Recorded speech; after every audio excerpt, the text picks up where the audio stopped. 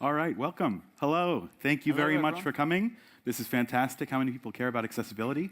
My name is Brian Fairbanks. I've done a various amount of work with the blind community in terms of getting them playing mainstream games, working on games for the blind community.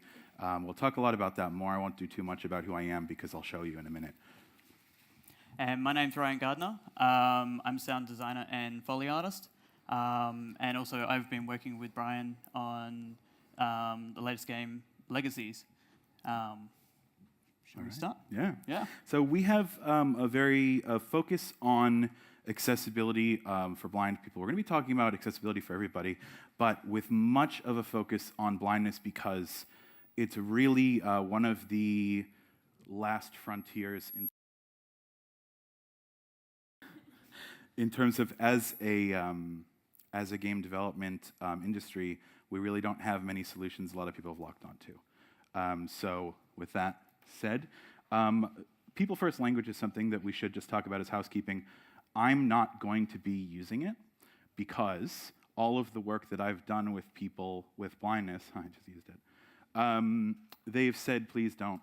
Please refer to me. You can say I'm a blind person. You can say we're blind gamers. You can say this. They've said that it's made them feel more segmented from society. So in terms of how you refer to people with disabilities, just the bottom line here, I won't read the whole thing to you. The main takeaway is ask people how they want to be referred to. I'm going to be doing that. If anybody here has a vision impairment of any sort and you are offended by what I'm saying, I'm happy to change my language for you. Okay? Cool. Sounds good. One thing that we're also going to do as well, we will take questions, but at the end of the presentation. So the microphone's there. So at the end of it, feel free to ask away. All right, awesome. And we are also, I didn't mention this before, we're from WA, and just want to give a quick shout out to the WA game dev scene, really amazing, supportive people. You couldn't ask for a nicer group of people. Yeah! Nice. All right, so we went over this a bit, saying the reason that we're focusing on blindness so heavily is that there's an entire genre of games that exists for blind people. It's called audio games. This is the only disability group that has had to make its own genre because we as game devs haven't done good enough, haven't done well enough. So that's really the focus here. Is we're going so hard on this topic because Microsoft is doing some amazing things with motor disability accessibility in games. They are also actually doing some really cool things with blindness that you're going to hear about too. But there are these advances being made. There's this focus in other areas, and I really feel like it's lacking when it comes to vision accessibility. So that's where we are. Definitely. All right, topics. We'll begin with what accessibility can do for you. Do we have a lot of game devs in here? Woo! Anybody? All right. Yeah, nice. And literally anybody involved in games at all. Doesn't have to be programmers or whatever. I'm going to approach this. We're going to approach this. Hey. In a very different way. It's going to feel cold at the beginning, and it's going to be very warm at the end, I promise. All right, the nice gushy moment is coming. So if we're going to just look at raw numbers, there are 940 million people in the world with some degree of vision loss. 246 million, and this is the number we're going to focus on for a minute, have low vision or legally blind. For all intents and purposes, legally blind. 39 million of those is completely blind. 2.2 billion of the world plays games. 1 billion pays money for games. We're going to focus on that. So that is 13.2% of the world's population that pays for games. Does that sound good so far? So if you keep following me, we're going to take that percentage and we're going to apply it to the 246 million low vision, legally blind people. This is saying that of the world's population, there are 6.5 million English-speaking blind people. And I said English-speaking because this talk does not focus on translation and localization. All right, it's a good thing to think about. That's not what we're doing here today. So, looking at your game, looking at what your creative project is trying to do, to build a bridge, you will get access to 6.5 million English-speaking blind gamers. That number could be higher, could be a bit lower, but it's still something really important to think about.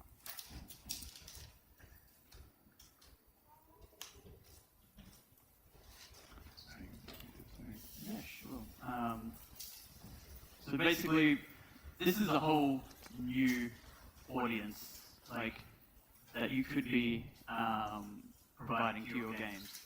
So, the total number of posts on weirgames.net has a very broad batch of players on there that are thirsting to play games. They discuss a lot as well. Super enthusiastic. You never meet a more like fervorous group of people that want to get your games than blind gamers, because there just isn't enough out there. Sorry, we didn't explain. AudioGames.net is the main forum for audio games, which is the genre blind people can play. Cool. Yeah. 70,000 registered users in the past 15 years. That's worth knowing. This is just a really quick going through. We're at a point where we're focusing on accessibility, right? We're saying this is important, this is worth doing.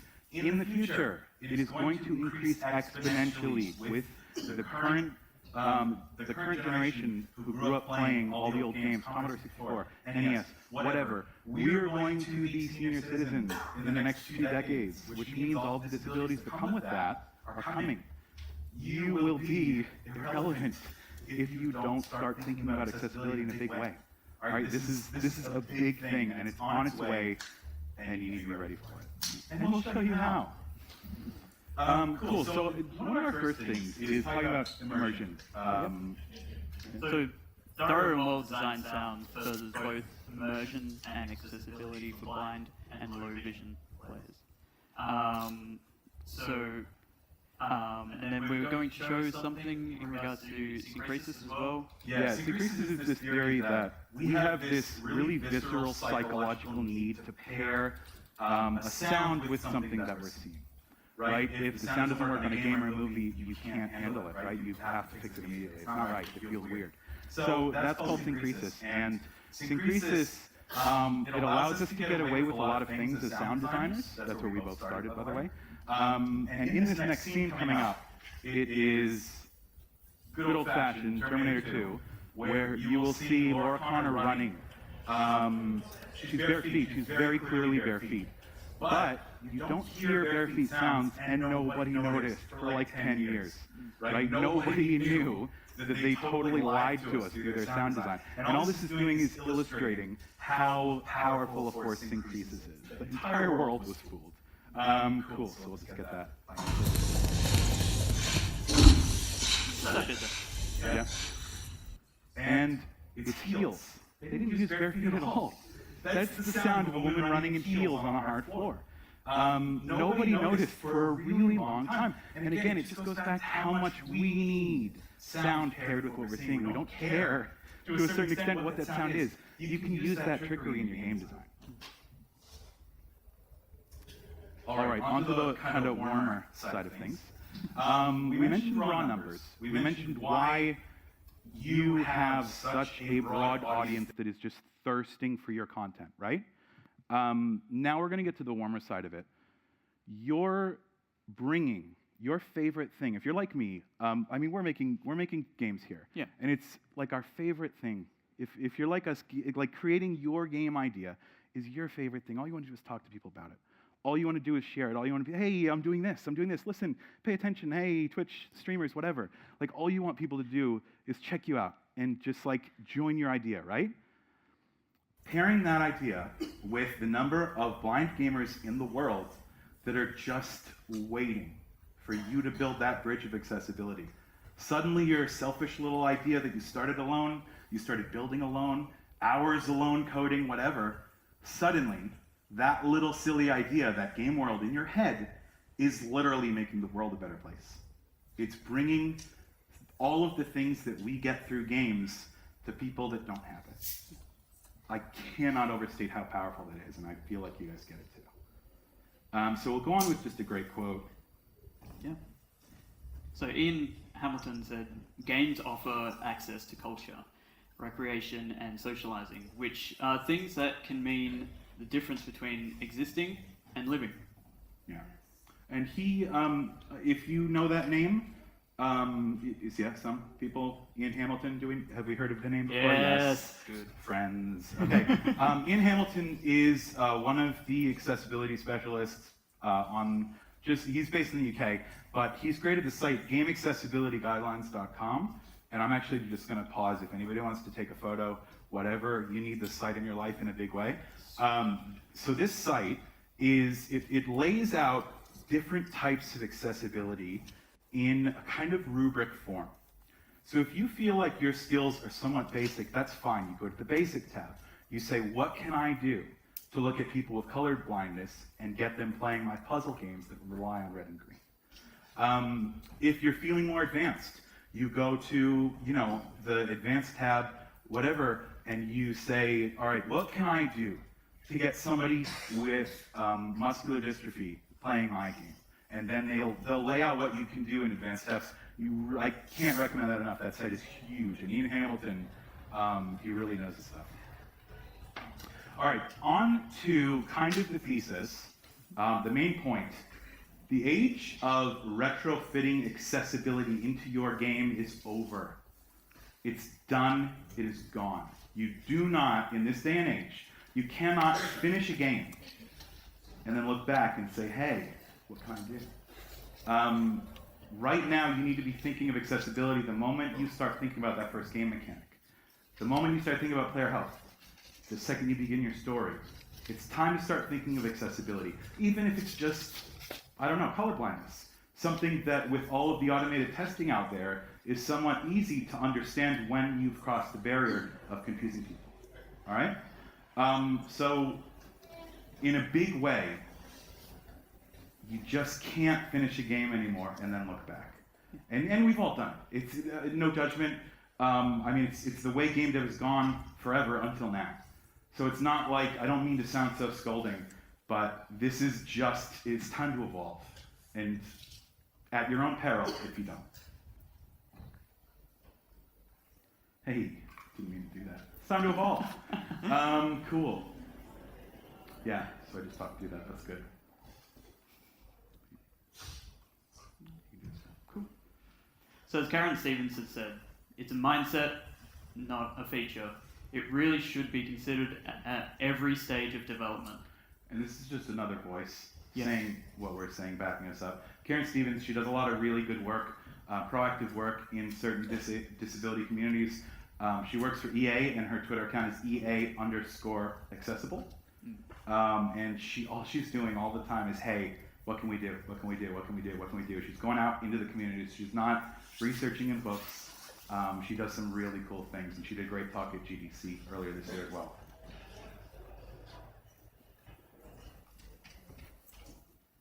Past and current blind gaming landscape. Has anybody here heard of audio games? Audio game genre. It's okay if you haven't.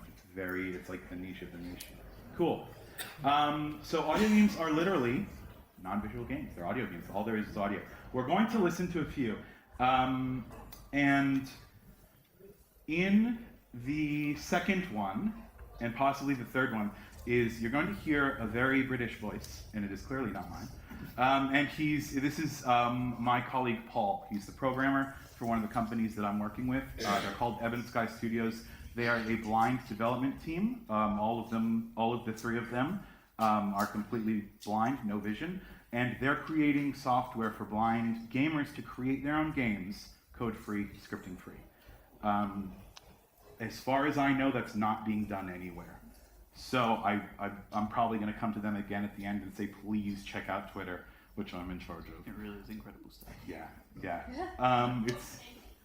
It was Ebon Sky Studios, EBON Sky Studios. Twitter handle, I wish I put it up, I'm sorry. Twitter handle is @Ebon Sky Studios. Yeah. Cool, let's listen to some audio games, hey? So in the first one, you're not going to hear a voiceover. Actually, sorry, you want to talk about this one? Well, this one is literally a first-person shooter. And as you can hear,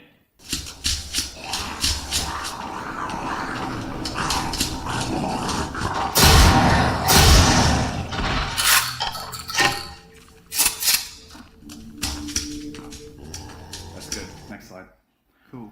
Awesome. So there's some really strange stuff at play here that in design that you wouldn't know. First off is blind gamers do not use a mouse. That's a big generalization. It is largely true. It is not completely true. There are some out there that do. But a mouse is completely visual based, and it doesn't have any tactile feedback, so you don't know anything about where your mouse point is. This game works with a mouse, but what the designer has done is he's put it on a snap for the enemies. So when you're moving the mouse, it's going to, if I'm moving with an enemy right in front of me, it's going to stay here until I move it drastically this way. So the aiming is on like a kind of grid system, but you wouldn't know. And nobody knew for a long time. He just came out recently and was like, oh, by the way, haha, I'm so tricksy. And we were like, yeah, you are. And everybody was blown away. Nobody knew that that was how it worked. We're like, how does this game function? Because I don't know how to get any information on where my mouse is. But this is arguably the most popular audio game, by the way. That's important to know. Yeah. Yes, the Swamp. Yeah. And it's because it's also almost the only FPS. Because how do you design an FPS with only audio? Like, that hurts my brain to think about. But he did it, and like almost nobody else has ever done it. I mean, there's some out there, but this is the big one. If you want to check it out, all these games are free, by the way. So if you want to have a tinker with audio games and kind of step into a different world, audiogames.net. It's just a community saying, "Come play my game." Heroes Call. This one actually is somewhat mainstream. It had a successful Kickstarter.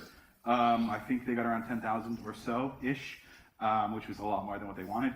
They came out and they paid all their voice actors, and it's a turn-based RPG.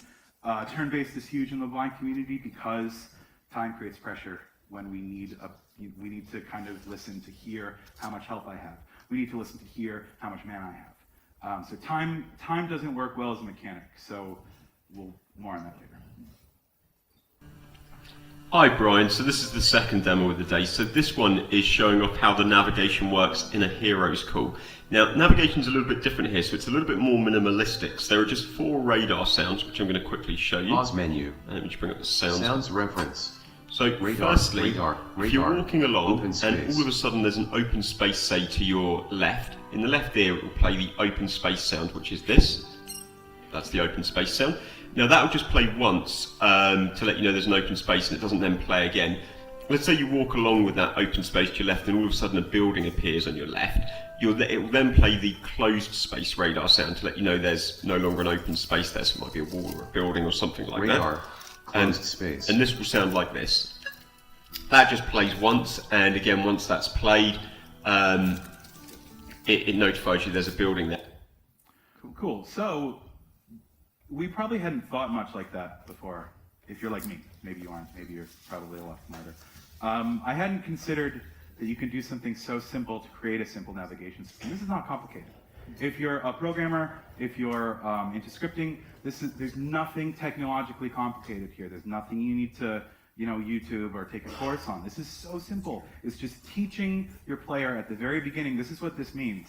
Using it. That's it. It's just a simple sound one-off firing every time you pass by a doorway. So these things that we thought were impossible, suddenly, with our knowledge of game dev, really just as listening, you can understand that these mechanics are very simple. They're very easily attained. We just need to put a little research into it, really. We're going to skip Man. And we're going to go straight to skip the next slide. Right. Sable is the engine I was telling you about before. It is the engine for blind people to create games script-free, code-free. Again, there's nobody doing this at all, ever, as far as I know. I might be missing someone, it happens, but I've got my fingers in a lot of pies in terms of what is happening with blind accessibility. And as far as I know, this is it. These are the only people that are doing it. And I'm not talking myself up here because I'm their sound designer and composer and PR agent. So this is not me saying, look at how great I am. This is me saying, there's very simple tech happening. It is launching blind gaming forward in leaps and bounds. It's not complicated. It's just kind of twisting our thinking a little. Oh, that is it in the middle. Yeah. Objects, barrel, building creator. Please enter a name for the building edit. T-A-E-I-N-N. Enter. Please enter the building's height 2. Enter. Please select floor type for building. Wood. Please select wall type for the building. Stone. Music. In music. Building mode activated. Width 2, width 4, width 5, length 5. Building size set. Generating building. Building added to map. We'll open it up for questions quickly. How did that sound to you guys? Was there anything you didn't understand? Was there anything that you think would be complicated to implement? Anything? Any thoughts? Yes. From an auditory processing point of view, in terms of the overlapping audio, was very Yes. confusing and It very is. overwhelming. It is. It is. And has anybody here ever listened to a recording of somebody who's blind going through their computer? It's exactly what that is. Yeah, quite a few. It's exactly that. And it's very overwhelming for us to hear, but it's just every day for them, isn't it? Like, that's still unpleasant to me, is to hear all these layers of words and trying to pick them out. But that's bread and butter for somebody who's blind. They're gonna fly through their computer, and it literally sounds like, and you can't understand any of it, because it's memorized keystrokes. So I agree with you, and I'm sorry that I didn't have a slightly slower example, but also the realism of it is that was my associate Paul, who was going through the map creator. So that was a blind man. Yeah, yes. But for a low vision or a visually impaired person like myself, who is a component of these audio games as well, that doesn't necessarily cater to us. And I understand that it's not necessarily our kind, like it's not our game per se. Yeah. But it would be nice to have a function to necessarily be able to turn it down Right. or ramp Right. that. Yeah. slow. Right.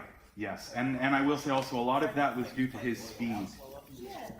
It was due to the way that he chose to go through the program. It wasn't due. It may force audio on you as we learn how to use it. But you're absolutely right. In terms of how you want to use the program, it's as slow as you like. So it's largely due to him flying through this, because he was the programmer. I should have mentioned that. I'm sorry.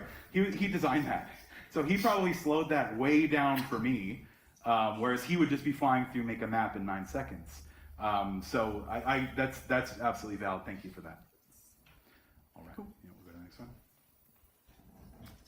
one. So we'll just take a minute to talk about mainstream games that have got it right. The blind community calls all sighted games mainstream games. Okay? They're not talking about Spider-Man. They're not talking about whatever is super popular. They're not talking about AAA. They're talking about sighted games. Okay? So mainstream means non-audio games to them. And I'll be using that same terminology. Pokemon stumbled into incredible blind accessibility. They didn't intend to, but they got there, so they still get credit, bless them. Pokemon Crystal is, with a few mods that you can find easily online, is one of the most accessible games of all time. Why? Turn-based combat.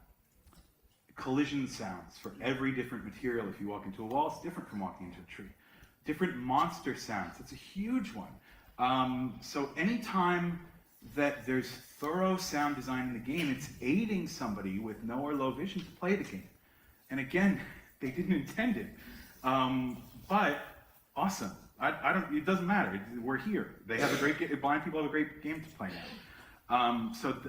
Pokemon did a lot of things right in terms of really thorough sound design.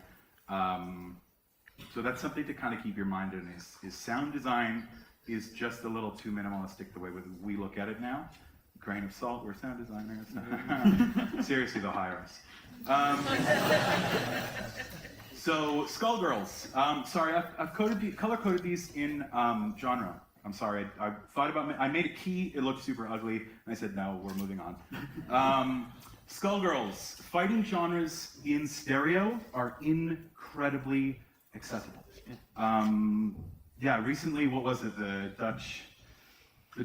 was a Dutch player, Street Fighter V, who just won a world tournament. Like I think it was last year, maybe even just a little bit beyond that. But I mean, he was the best in the world until he was beaten a week later. But a blind player was the best player in the world. That's huge. I think it was actually for a month. Was it? Yeah, It was yeah, longer yeah. than that? Yeah. Yeah. So I mean, there are things happening that we rarely hear about. Fighting games in stereo are probably the biggest genre you can see. Mortal Kombat and Soul Calibur, those are actually just coming onto the audio games forums. They're saying, check this out when you tweak these settings, whatever. Again, I don't know if those companies intended incredible accessibility, but at this point it doesn't matter. Let's learn from them. Let's steal it. Madden. did not start very accessible. And then Karen Stevens, who we quoted earlier, she's EA accessible.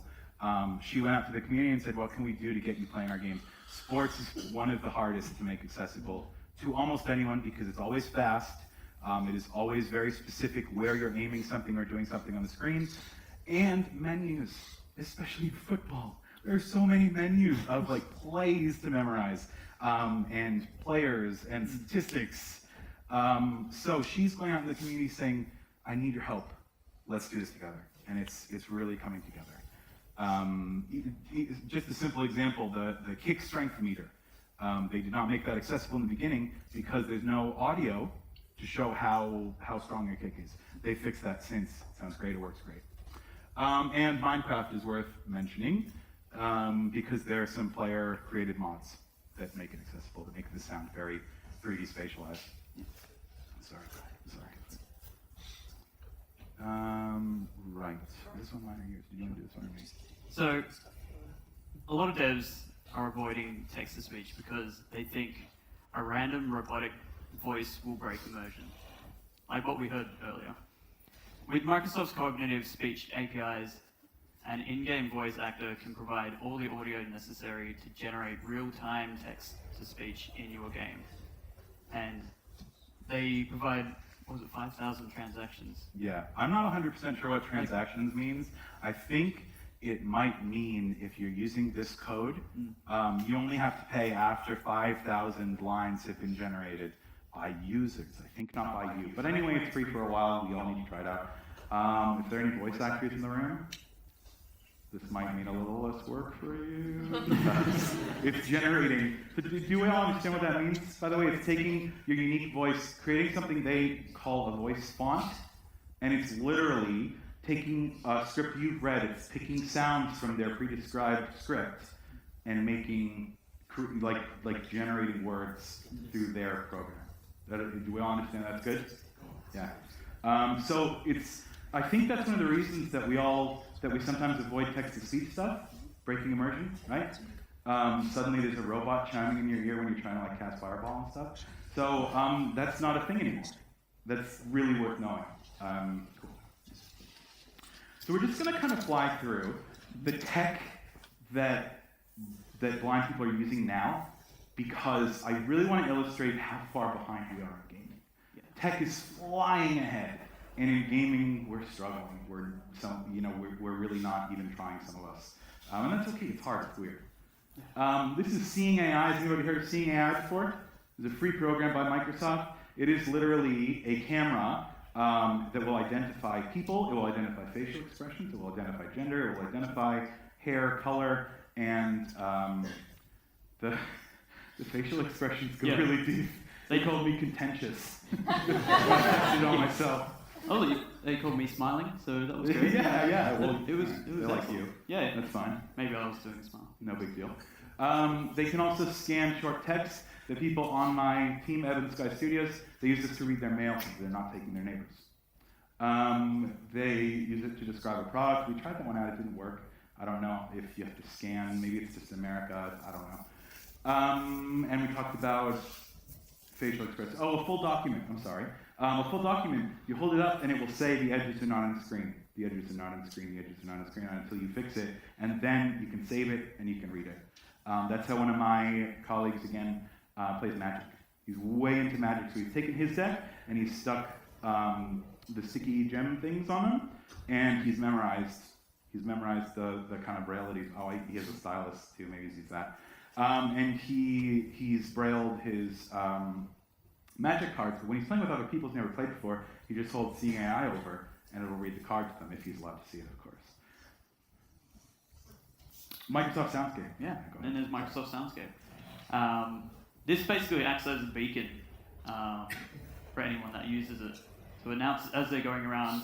It recognizes things around them. It announces shops, buildings, addresses, and then even lets them know of any upcoming obstacles and even park benches. Yeah, those are actually user based.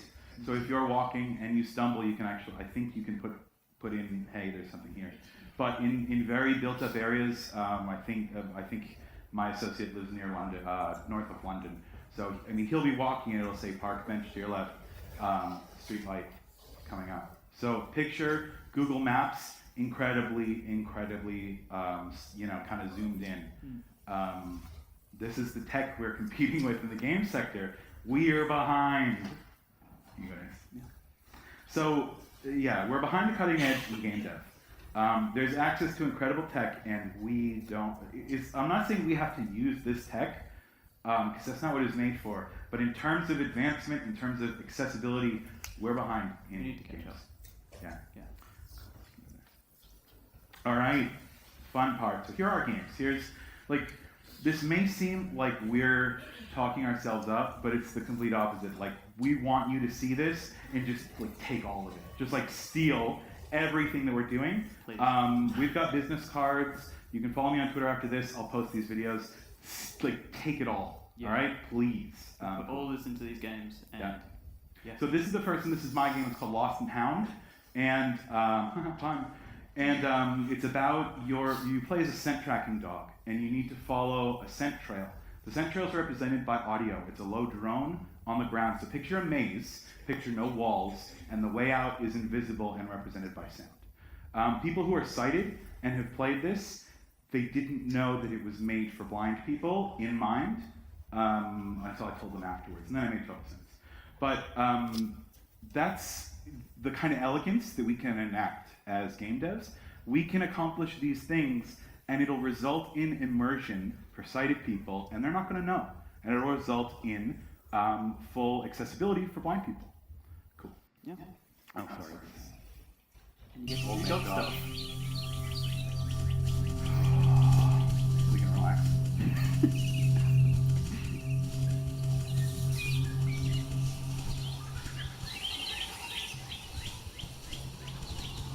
Oh, you know what? I'm gonna actually read these out because just in case we have low vision here. So this says main scent mechanic. Follow the hum scent trail to the lost victim. You'll hear the hum go in and out. It's gone, you're off the scent.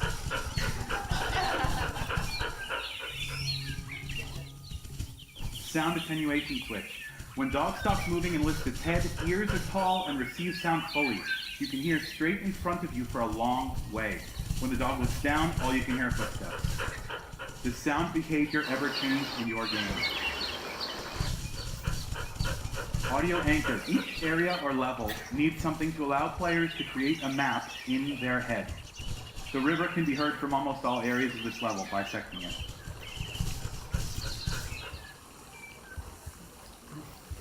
Mark a spot to set its look. I'm sorry. It's dogs do it. You gotta forgive me. Mark a spot to set its location. Press sniff, and 3D sound effect will sound off like sonar. It's like a resettable waypoint. Sound as obstacles. Running causes heavier footsteps and panting, making it harder to listen. Most music is diegetic and in-world. This makes music completely optional. All right, can we stop this one for? Yeah, thank you. You got it. Cool. We will actually go to questions after we see the next video instead of going over what you just saw. That's cool. So those are all the things. We'll come back to this slide in a minute. Yeah, we can go to the next one, which is Legacies. Cool. So the next game is Legacies that we've been working on. So And you read these out just for repetition. All right. So can you? Yep. Thank you. So with this one, the lower in the water the player is, the more often one hears the metallic clangs. This informs a blind player of their depth in a natural way that is subtle enough not to bother sighted gamers. So there's unique sounds for every function, which is often overlooked. So as you can see, we've got different sounds for the ballast as well, going up and down. Here, how the engine tone is responding to the vertical angle of the sub. This informs a blind player if the sound is low, they'll eventually hit the ocean floor. With a tile that brings the surface. Yeah. We've also used voice acting and accents to add flavour. Carrying the warm water far from the east, and the rising temperatures seem to be affecting the coral in a big way. Is your soundscape customizable? not a vital feature, but it's worth thinking about. And it's cool. Oh, so soothing. Audio spatialized waypoints. So this one we've worked in, so as you can hear, it's sending it out, then it actually sends back sound where it is. And then there's the Watson mechanic as well. We'll talk about it later. It takes too long to explain. This one's It get a little bit more biting to be dolphins. The sharks must have moved in after the temperature rose.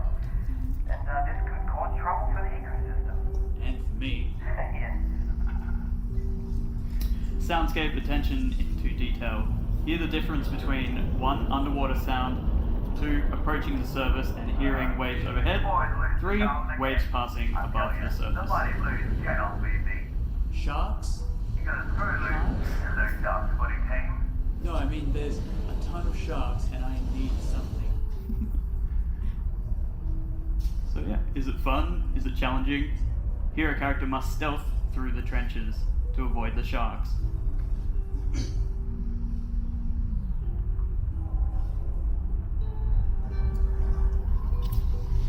So here we're using the sonar mechanic, which you can also toggle. In-game solution to informing blind players of the landscape information, so they can get through, say, a low trench. And also, do the emotions of your visuals translate into sound? This is just an added extra feature just to bring more depth into the gameplay.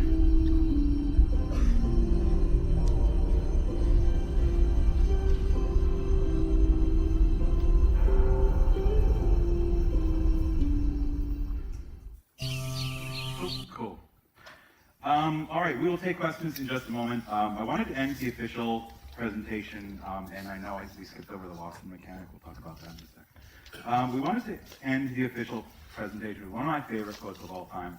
The appropriate is from one of the creators of Penny Arcade. Every creative act is open war against the way it is.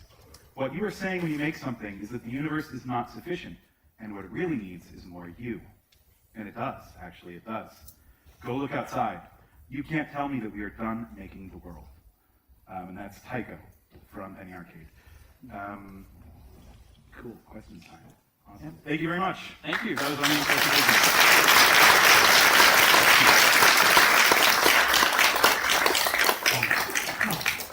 All right. And So just- we've got a microphone set up there, so if anyone wants to come up and ask questions, yeah, please. please. Given, do you think one day games might have the audio description in movies? I think it's possible. I think as consumers, it's something we can request the game does. Do you mean mainly in cinematics or just all the time? Both cinematics and Both? yeah, all the Okay. time. I think it's something worth trying out. I would certainly be interested in doing it. I think that we would need to bring that to the attention of more devs and talk about it. I would say absolutely. Yeah, no reason not to, as an added option. Yeah, absolutely. You're welcome. Thank you. Hey guys, great talk. Do you think there's a possibility of making games languageless? And if you can, what tips would you put towards that? I think that's smart. I think that's a really smart question. I think Sims got close, you know, because when you exactly. And we all think, oh, they're so dumb, but really, I mean, they didn't have to localize at all to them. I mean, they just gave that out to everybody in the world, and it worked. Emotions came through in the languages, yeah. Yeah. I mean, it would probably have to start as kind of like an art project in terms of like, can we achieve communication non-verbally All the way through through all the project, like you said before. You can definitely do that, especially with music as well, because music can flow through so many emotions as well. So that could possibly be one way. A lot of forethought, Yeah. but absolutely. Yeah, that would be a cool project to look at. I was thinking about this stuff, but unfortunately, through your talk, you're going all audio, and it doesn't cater if you went heavily video and visual to aid the languageless approach. Yeah. I mean, and one of the reasons that we didn't is because if we compare what blind gamers have access to and we compare what deaf gamers have access to, it's no contest, you know. So we wanted to focus where there wasn't. Thank you. Yeah, that's cool to think about. I like that. Yeah. Just come on up, or microphone in the back, please. Yeah. On the same note, would a tactile response possibly be a good option for that? As in, say a sound is on your left, you vibrate, but say a pad on the most left-hand finger on the other hand. I think that's a really good idea. I think that would really work transmitting tactile information.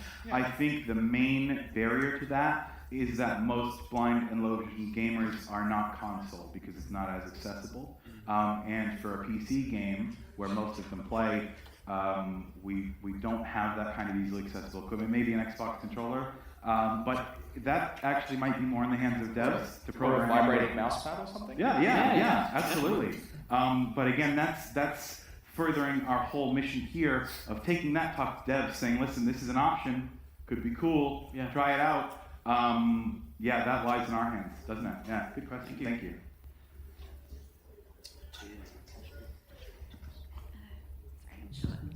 Don't want to break it. Hi, I'm May, and thank you so much for coming out today and Thank you for presenting. coming. Yeah.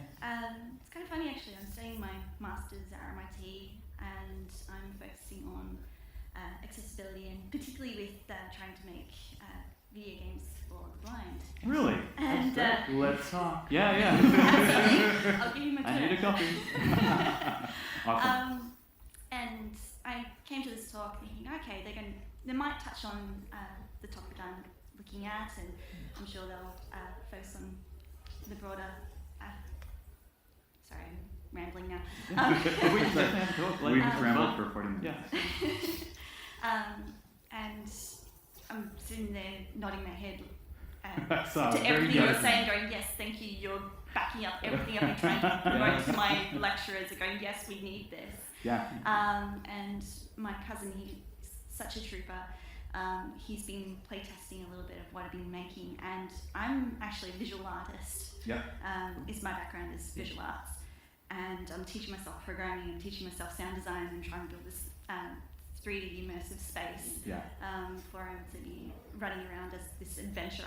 And the game's called Grandmas, and the idea is this little kid trying to find all these pieces of the music box. So I'm trying to find different ways and how I can make it enjoyable and for him and for everyone else who comes to play the game, and trying to figure out, right, what more could I be doing to make it more accessible, so he's not going, oh, should I tell you that I'm finding this difficult, or is there another way I can go about it? Yeah. Well, we do have, like in Legacies, it does have a lot of narrative in the game. So we basically have made sure that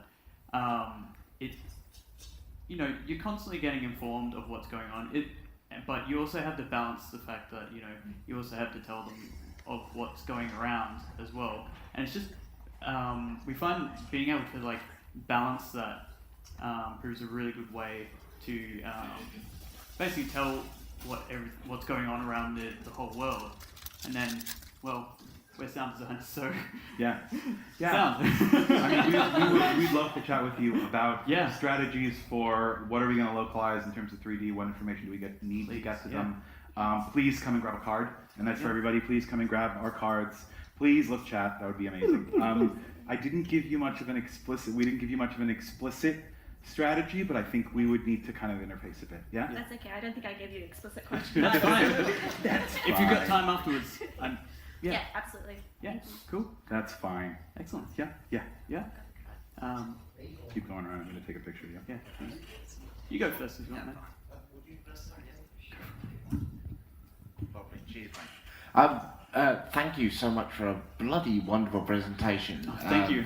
I don't work in the dev space. I work more in the policy space. I'm one of the I'm one of the MPs from WA, and I've got the video game portfolio. So this is excellent. It combines two of my great loves. So thank you. Yeah.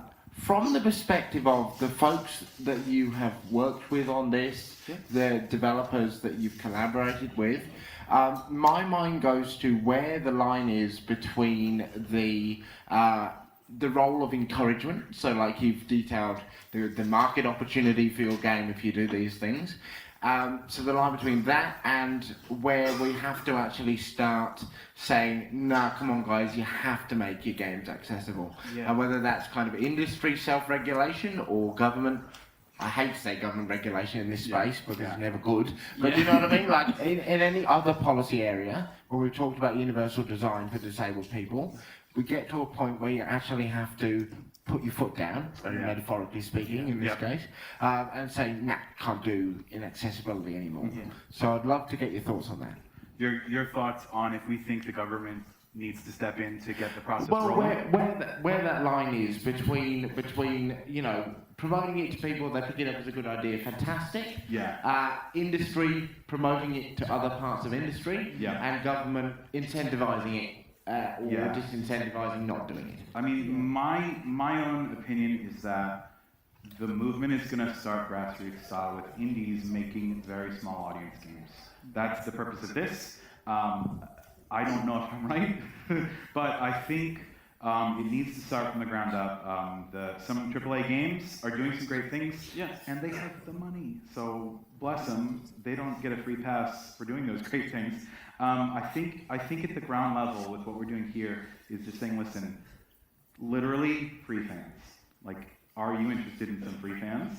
Well, then let's talk. You know, I think we're all a little defiant, and if the government came in and said, you need to do this, we'd be like, all right, I guess, and it can't be done in that spirit. What about like this?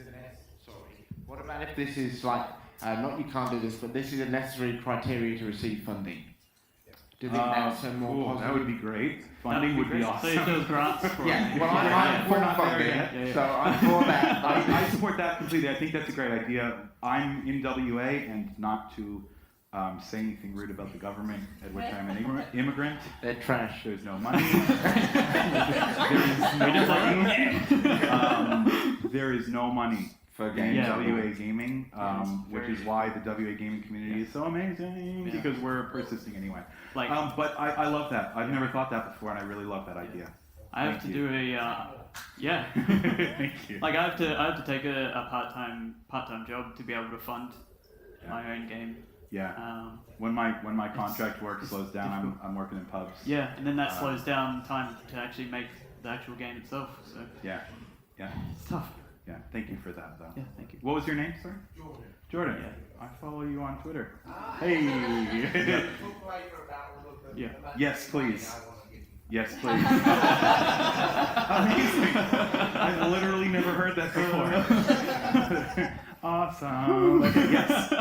Hi, I'm also in WA. I'm just again starting to learn game development, but it didn't occur to me recently until I didn't know anything about accessibility, and I really need to know about it. But where would you recommend starting learning knowledge? I know there's game accessibility guidelines and as well as clarification from able gamers. Yes.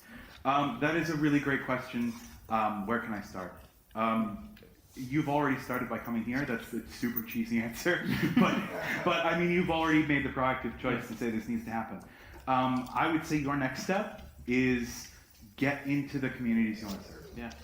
The best work I've ever done is I was so terrified, and just diving into the blind gaming community, posting my work up in audiogames.net, and I was just like, I posted it, and I'm just like biting my fingernails at the screen, like nobody's gonna care, and there was a huge response. There were like 8 pages of comments saying, yes, this sounds amazing, please keep going. So I guess just choose an area of accessibility that you think is within your reach now, and worry about the other ones later. You know, worry about colorblindness. There's, I'm sorry I don't have the name. There's a test automated that you can run your game through this test for colorblindness to see if anybody will struggle, and if there are any colors that are explicitly too far into, I don't know the terminology, I'm sorry. I mean red and green are the main that they struggle with. So the automated test will identify which colors you need to change to maybe a pale purple or a bright orange. That's a good way to start. That actually works for me because my game's lecturer is actually colorblind mostly. So okay. Might help him. Good start. Yeah, good start. Yes, start small. I started really stupidly. Like, I took the hardest thing and it was like, this is where I'll begin. And it was dumb. And it was so depressing for a long time. And the learning curve was just the steepest thing you can imagine. So I would say start with something that's attainable soon and worry about the other stuff later. We're tackling blind accessibility, which is near impossible and so hard, but also not hard at all. He said, negating his entire presentation. So yeah, just somewhere that you can kind of build it's like a game. Start at level 1. Yeah. Color Don't be level afraid 2. to ask as well. Yeah, and please take one of our cards. Like, we will talk your ears off about accessibility. Like, Send us an don't email, be like, I need to leave them alone. Like, we're not those kind of people. Yeah. Awesome. Thank you very much. Was that okay? Was that a good? Awesome. Thank you. Hi, I was just wondering, with the rise of VR gaming, where there's a huge emphasis, obviously, on the visual, are they trying to make their games accessible with the gameplay for visually impaired people? Yes, it is actually largely on the way because the spatialization of VR is incredible. If you've played it, turned your head, all the sounds move with your movement. That sensation is actually very biologically rooted and comfortable. So VR is just natural. Again, accidental accessibility will take it. Yeah. They're really on the way. I would say something to remember about tech is that a large portion of blind gamers will not be upgrading much of their equipment. So VR is probably out of the picture and impractical for a lot of them. Because what are all the upgrades? Faster refresh rate, better monitor, better resolutions, right? Why would they need that? Yeah. So it's an illogical pair. I hope it happens, but VR is so expensive and it's so visually based as well that it's probably impractical. I hope it goes there, but if the price can come down, I would say they're almost bam there because the spatialization of physical turning to your sound is so strong. Yeah. Did that answer? Yes. Yeah. Okay. Cool.